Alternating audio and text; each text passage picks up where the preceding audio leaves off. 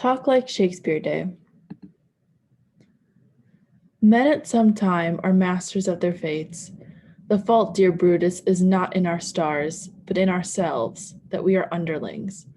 Julius Caesar, Act 1, Scene 2. Written by William Shakespeare.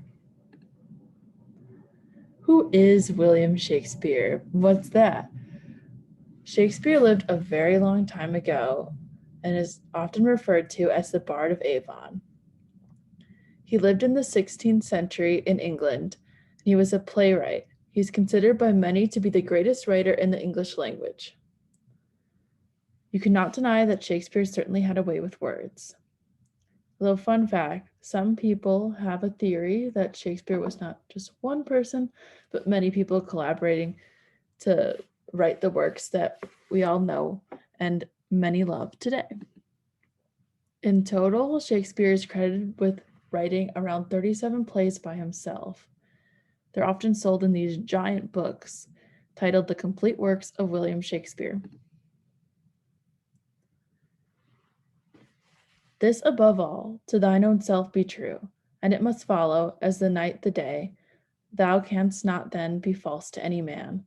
Hamlet, Act 1, Scene 3, written by Shakespeare. So what does this mean? This language is definitely different than the modern English we speak in today. Thou and canst, and the phrasing seems off. It's like an interesting poem. A lot of people like myself have a hard time deciphering this and understanding really what it means in English that I'm used to speaking. And that's where No Fear Shakespeare comes in. So this isn't a resource I created. It's one that I found back when I still went to high school on a site called SparkNotes, and it's really helpful. It makes the text very accessible to anyone.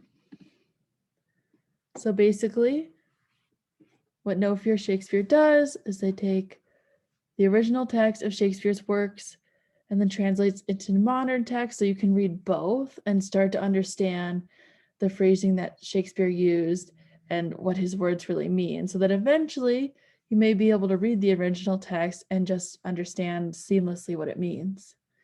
So this example is taken from the play A Midsummer Night's Dream. The names are pretty funny in this play.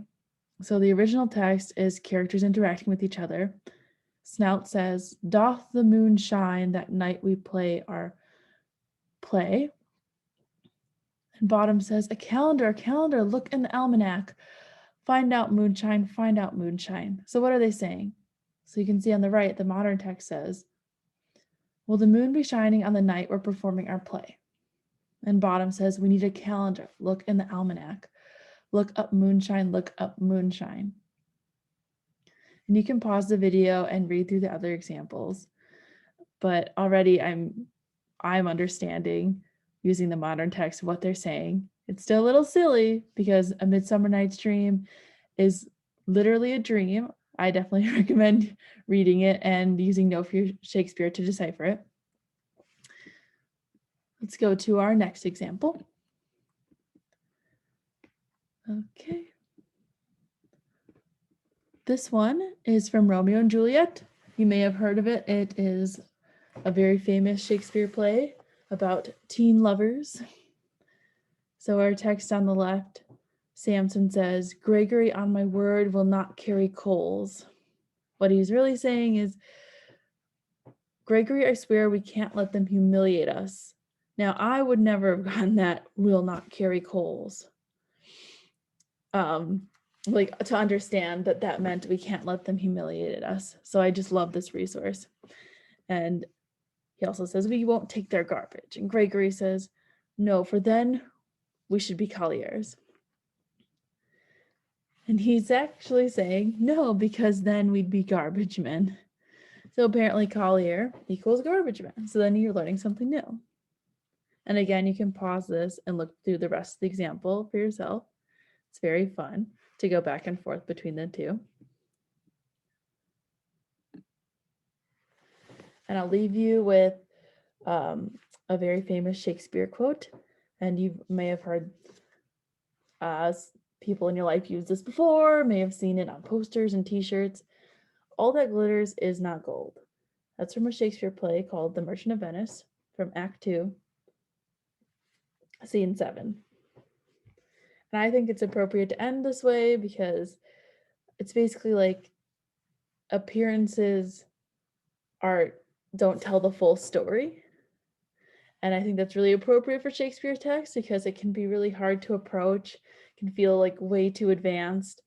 And really, Shakespeare is writing about ideas that many people can understand. It's just the language is a little bit different and can be difficult to grasp at first. But that's why No Fear Shakespeare is here. So enjoy a Shakespeare play today, either a physical copy or go on to Spark Notes right now and look up the No Fear version of a play. Have a good one.